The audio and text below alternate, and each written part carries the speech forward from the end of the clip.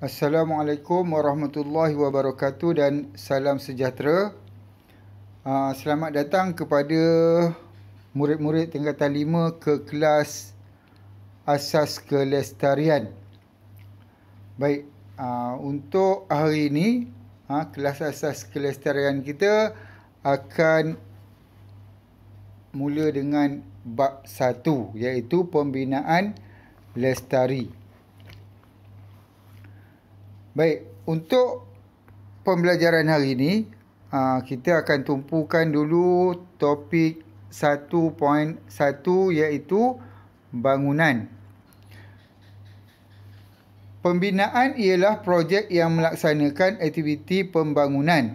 Pembangunan melibatkan agensi kerajaan dan swasta. Terdapat dua jenis pembinaan, iaitu pembinaan ringan dan pembinaan berat. Baik, murid-murid kena ingat dua jenis pembinaan ni, iaitu pembinaan ringan dan pembinaan berat. Baik, kita tengok dulu contoh pembinaan ringan. Kalau di buku teks, murid-murid boleh buka buku teks muka surat 4. Muka surat 4. Baik, di muka surat 4 ni ditunjukkan beberapa contoh pembinaan ringan. Yang pertama tu gambar dewan. Dewan adalah pembinaan ringan. Kemudian yang kedua itu ialah rumah teres. Rumah juga termasuk dalam pembinaan ringan. Kemudian yang seterusnya ialah bangunan pusat beli belah.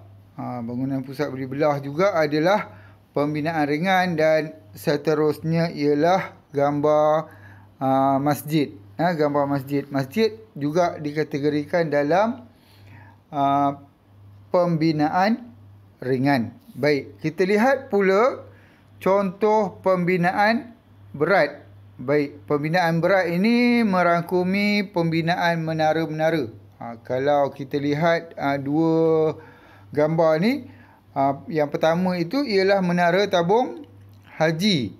Yang kedua itu ialah menara Kuala Lumpur. Yang keempat ni ialah menara Petronas. Dan di sekeliling dia tu ada beberapa menara lain lagi lah.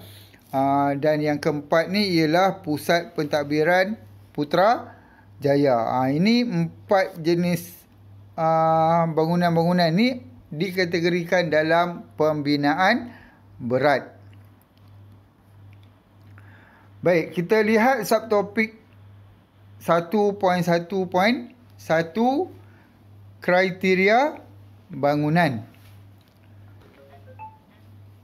Kriteria sebuah bangunan ialah satu binaan sementara atau binaan kekal yang terdiri daripada gabungan struktur-struktur binaan, iaitu asas, lantai, tiang, rasuk, dinding dan bumbung.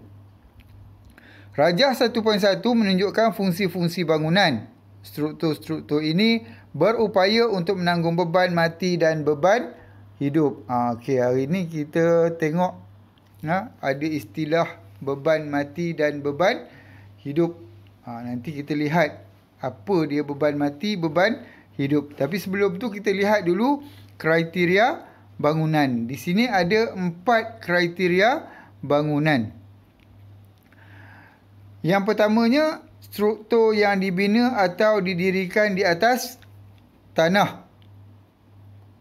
Yang kedua, mampu memberi perlindungan kepada penghuninya daripada cuaca. Kriteria yang ketiga, bangunan setingkat dan bertingkat-tingkat. Dan kriteria yang keempat ialah mempunyai struktur utama seperti asas, lantai, tiang, rasuk dan bumbung. Ini kriteria bagi bangunan.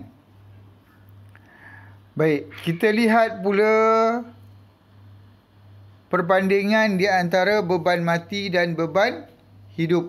Apa dia beban mati? Beban mati ialah beban yang diterima oleh bangunan daripada struktur bangunan itu sendiri. Beban mati itu dia kekal kat situ. Contohnya tiang, lantai, dinding. Dia kekal pada bangunan. Ini dinamakan sebagai beban mati. Dia tetap, nilai dia tetap.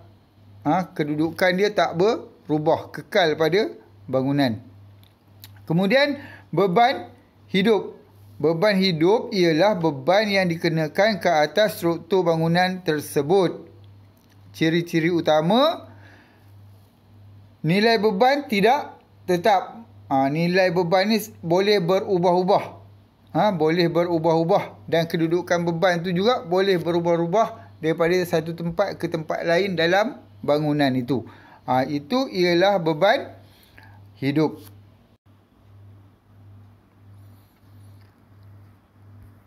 Seterusnya kita pergi ke subtopik 1.1.2, keperluan asas dalam bangunan. Sesebuah bangunan perlu dilengkapi dengan 3 keperluan asas. Jadual 1.2 menunjukkan 3 keperluan asas bangunan. Baik, yang pertama kita lihat dulu keperluan asas elektrik. Sistem asas elektrik. Fungsi utama digunakan untuk membekalkan kuasa elektrik di dalam bangunan bagi menggerakkan alat-alat mekanikal seperti pengudaraan, operasi pengurusan dan pencahayaan. Contoh, penyaman udara, komputer, lampu dan kipas angin. Ini ialah alat-alat yang memerlukan tenaga elektrik untuk beroperasi. Kalau tak ada tenaga elektrik, semua alat-alat ni tak boleh berfungsi.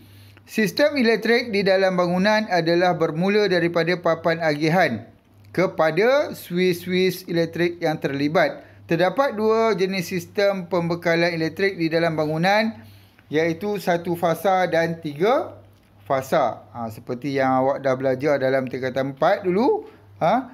Ada 2 jenis sistem bekalan elektrik, iaitu 1 fasa dan 3 fasa. Yang keduanya, sistem asas yang kedua ialah perpaipan.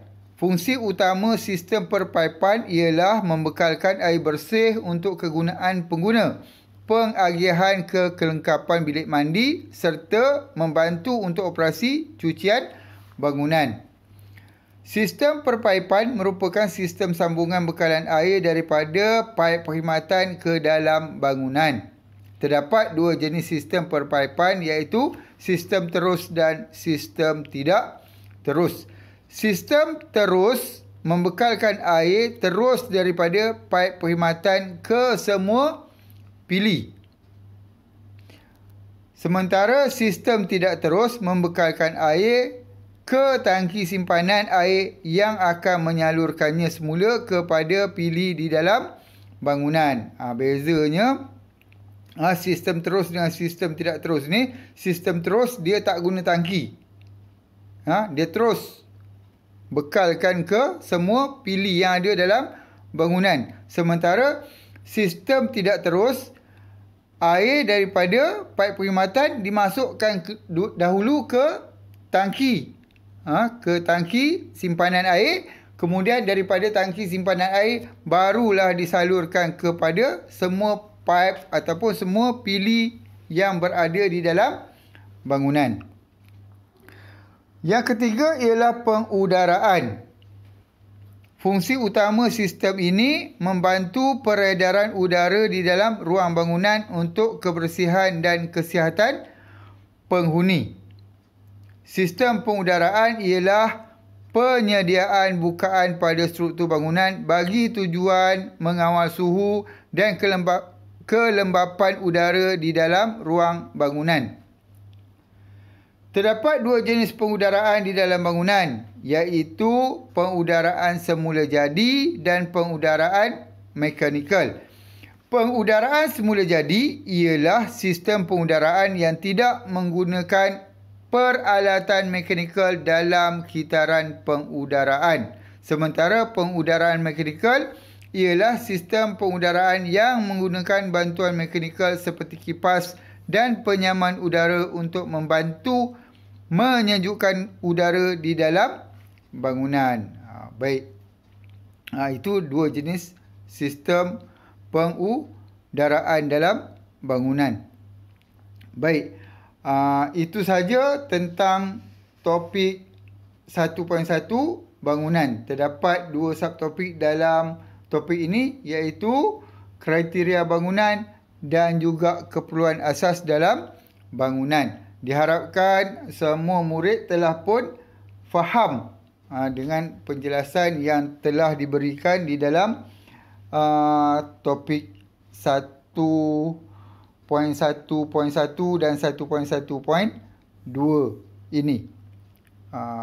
Selepas ini murid-murid bolehlah merujuk kepada buku teks. Jika kurang faham, boleh rujuk di buku teks tingkatan 5. Sekian dulu untuk kali ini.